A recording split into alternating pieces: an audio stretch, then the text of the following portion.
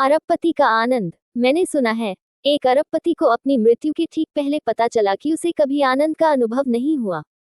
वह भाग्यशाली रहा होगा। कुछ लोगों को मरने के बाद ही होश आता है। मृत्यु से पहले ही उन्हें ज्ञात हो गया कि उन्हें आनंद का अनुभव नहीं हुआ है।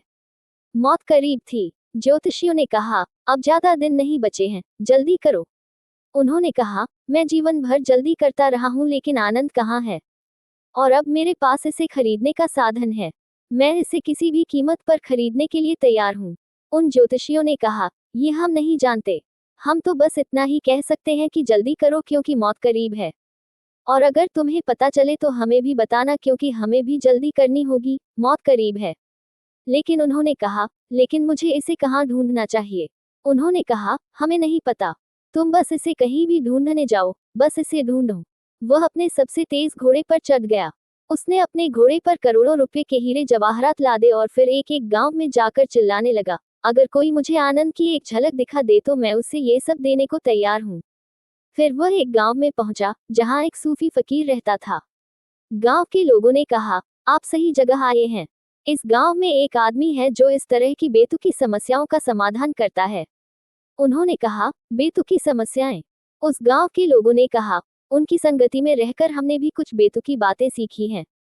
एक बात जो हमने सीखी है, वह बहुत ही बेतुकी और बेतुकी है क्योंकि पैसे से कोई आनंद की एक झलक भी नहीं खरीद सकता। आनंद तो बहुत दूर की बात है।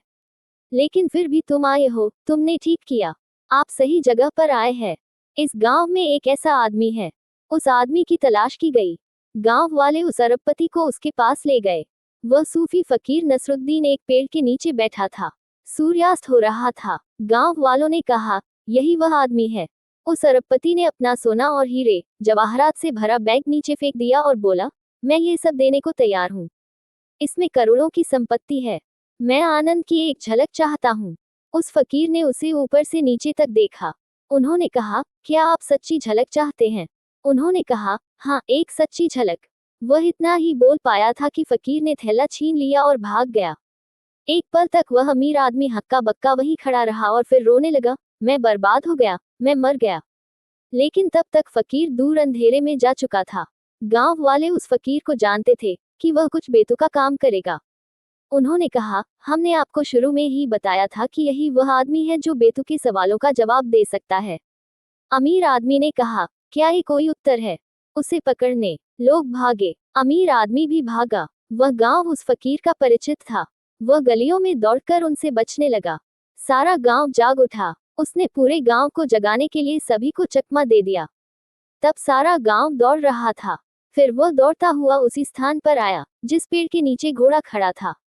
उसने बैग वहीं से नीचे फेंक दिया जहां से उसने उठाया था और पेड़ के नीचे खड़ा हो गया।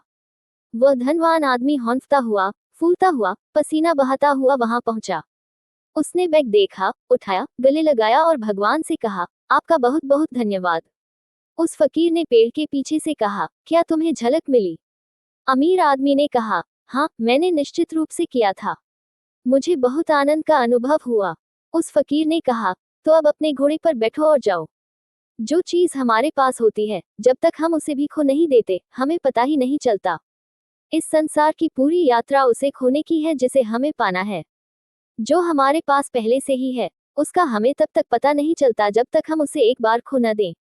हमने इसे खो दिया है, हमें इसकी तलाश करनी होगी। जिस दिन मिल जाएगा तो चाय पीने और हंसने के अलावा कुछ नहीं बचेगा।